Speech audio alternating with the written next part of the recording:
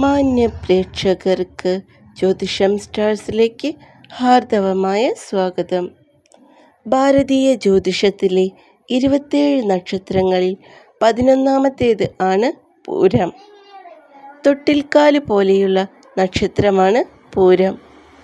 ആടുന്ന തുണിത്തൊട്ടിലാണ് ഇതിൻ്റെ ചിഹ്നം. മൃഗം ചുണ്ടലി, വൃക്ഷം പ്ലാശ്, മനുഷ്യഗണമാണ്, സ്ത്രീയോനിയാണ്, പക്ഷി ചകോരം, ഭൂതം ജലം, ദേവത ആര്യമാവ്. സൗന്ദര്യമുള്ളവരും സംഭാഷണ മാധുര്യം കൊണ്ട് ആരെയും ആകർഷിക്കുന്നവരുമാണ്.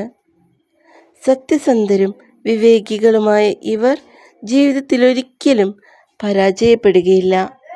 ശുക്രൻ അധിപനായ ഈ നക്ഷത്രം ചിങ്ങക്കൂറിലാണ് വരുന്നത്.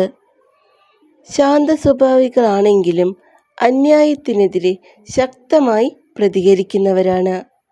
മധുരഭാഷണം, അഭിരുചി, ദൈവഭക്തി എന്നിവ പ്രത്യേകതകളാണ്. തേജസ്വികളാണ്. സഹാനുഭൂതി പ്രകടിപ്പിക്കുന്നവരാണ്. കലകളിലും ശാസ്ത്രങ്ങളിലും താൽപ്പര്യമുള്ളവരാണ്. ഭാഗ്യനിറം വെളുപ്പ്, ഇളനീല, ചുവപ്പ് എന്നിവയാണ്. മോ, ട, ടി, ടു എന്നീ അക്ഷരങ്ങളിൽ പേരുകൾ തുടങ്ങുന്നതോ വിളിപ്പേരുകൾ വയ്ക്കുന്നതോ ഉത്തമമാണ്. അനുകൂല രത്നം വജ്രമാണ്. സുഖജീവിതം ആഗ്രഹിക്കുന്നവരാണ്. ഗൃഹകാര്യത്തിൽ മിടുക്കുള്ളവരാണ്. ധാർമ്മിക ബോധമുള്ളവരാണ്. ചന്ദ്രൻ, ശനി, രാഹുദശകളിലും അപഹാരങ്ങളിലും ദോഷപരിഹാരങ്ങൾ ഉത്തമമാണ്. ഭരണി, പൂരാടം എന്നീ നക്ഷത്രങ്ങളിൽ ഒരു കാര്യം തുടങ്ങി വയ്ക്കുന്നത് ഉത്തമമാണ്. പൂരം നക്ഷത്ര ജാതർക്ക് 2026 വിഷുവർഷം ഗുണദോഷ സമ്മിശ്രമായ കാലാവസ്ഥയാണ് പ്രദാനം ചെയ്യുന്നത്. വിദ്യാർത്ഥികൾക്ക് ഉപരിപഠനത്തിന് ചേരുന്നതും ഉന്നത വിജയം കരസ്ഥമാക്കുന്നതുമായ കാര്യങ്ങളിൽ തടസ്സങ്ങൾ നേരിടുകയും പിന്നീട് അവയെല്ലാം മാറി നല്ല രീതിയിൽ തന്നെ പഠനം മുന്നോട്ട് കൊണ്ടുപോകുവാൻ കഴിയുന്നതുമാണ്. ജോലി അന്വേഷിക്കുന്നവർക്ക് കുറച്ച് കാലതാമസം നേരിടുമെങ്കിലും ഉദ്ദേശിച്ച ജോലി തന്നെ ലഭ്യമാവുന്നതാണ്. ജോലിയിൽ സ്ഥാനക്കയറ്റം ആഗ്രഹിക്കുന്നവർക്ക് അവയും ലഭ്യമാവുന്നതാണ്. പ്രണയത്തിലായിരിക്കുന്ന യുവതീ യുവാക്കളുടെ പ്രണയം വീട്ടുകാരാൽ അംഗീകരിക്കപ്പെടുന്നതിനും വിവാഹത്തിലേക്ക് കലാശിക്കുന്നതിനും ഉത്തമമായ സമയമാണ്.